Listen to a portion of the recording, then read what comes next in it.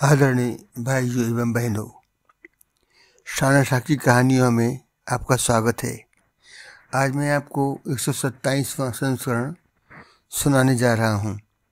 कहानी में क्रोध एवं संयम के परिणाम पर प्रकाश डाला गया है। आगे बिहार राज्य में मिथिला के सहरसा जिले में मेहसी गांव स्थित है। वहाँ संस्कृत एवं मीमांसा के प्रसिद्ध विद्वान मंडन मिश्रा कुमारिल भट्ट के शिष्य रहते थे। उनकी विद्वता इतनी थी कि उनके घर में रहने वाले तोता मैना भी संस्कृत में श्लोक बोलते थे। मंडन मिश्र पत्नी उभय भारती के साथ महिष्मती नगरी में रहते थे। बहुत समय पहले की बात है।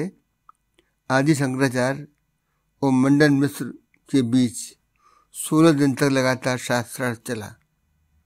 शास्त्रार्थ की निर्णायक थी मंडन मिश्र की धर्मपत्नी देवी उभय भारती।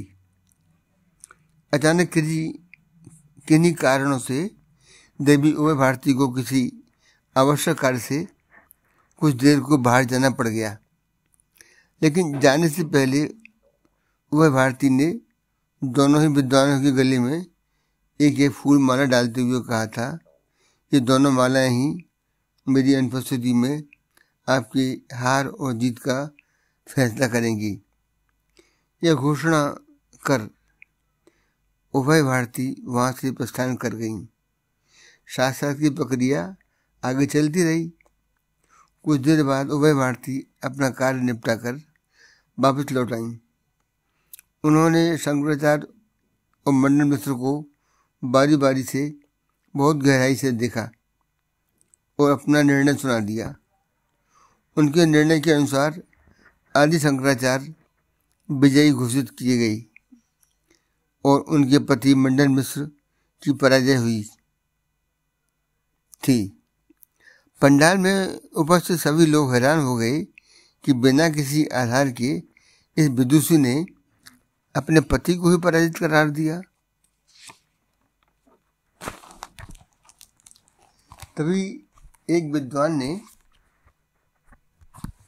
देवी उभय भारती से विनम्रता पूर्वक जिज्ञासा प्रकट की कि आप तो शास्त्रार्थ के मध्य ही बाहर चली गई थीं, फिर वापस लौटते ही आपने ऐसा फैसला कैसे दे दिया? देवी उभय भारती ने मुस्कुराकर अति विनम्रता पूर्वक उत्तर दिया कि जब भी कोई विद्वान शास्त्रार्थ में पराजित होने लगता है और उसे जब स्वयं की हार की झलक दिखने लगती है तो वह स्वाभाविक रूप से क्रोधित हो उठता है। और मेरी पति मंडन मिश्र के गले की माला उनके क्रोध की ताप से सूख चुकी है, जबकि आदि शंकराचार्य जी की माला के फूल अभी भी पहले की भांति ताजी हैं। इससे निर्णय हुआ कि आदि शंकराचार्य की ही विजय हुई है। उभय भारती का अद्वितीय फैसला सुनकर सभी अचंभित रह गए। सबने उनकी भूरी भूरी प्रशंसा की। सत्य ही क्रोध मनुष्य की वह अवस्था है जो जीत के नजदीक पहुंचकर हार का नया रास्ता खोल देती है, बल्कि रिश्तों में दरार का कारण भी बनता है। क्रोध से भ्रम पैदा होता है, भ्रम से बुद्धि व्यग्र होती है, फलस्वरूप तर्क नष्ट हो जाता है और व्यक्ति का पतन होना भी सुनिश्चित हो जाता है। पुनः विदुषी उभय भारती ने आदि शंकराचार्य से विनम्रता पूर्वक निवेदन किया कि चूंकि मंडन मिश्र विवाहित हैं, हम दोनों मिलकर अर्धनारीश्वर की तरह एक इकाई बनाती हैं। अतः आपने अभी आधे भाग को ही हराया है। अभी मुझसे शास्त्रार्थ करना शेष है। शंकराचार्य जी ने उनकी चुनौती स्वीकार की।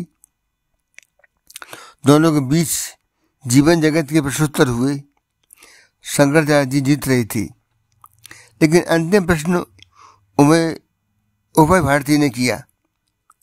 प्रश्न था, गृहस्थ जीवन में स्त्री पुरुष के संबंध के व्यवहारिक ज्ञान से जुड़ा हुआ था। शंकराचार्य को व्यवहारिक पक्ष मालूम न था। उन्होंने ईश्वर और चराचर जगत का अध्ययन किया था। वे अद्वैतवाद को मानते थे। 64 दिन के शास्त्रार्थ के बाद भारती के प्रश्न पर उन्होंने अपनी हार स्वीकार कर ली। अंत में सभा मंडल ने विदुषी भारती को ही विजयी घोषित किया। भाइयों, मेरी कहानी कैसी लगी कृपया कमेंट दें, लाइक और सब्सक्राइब भी करें।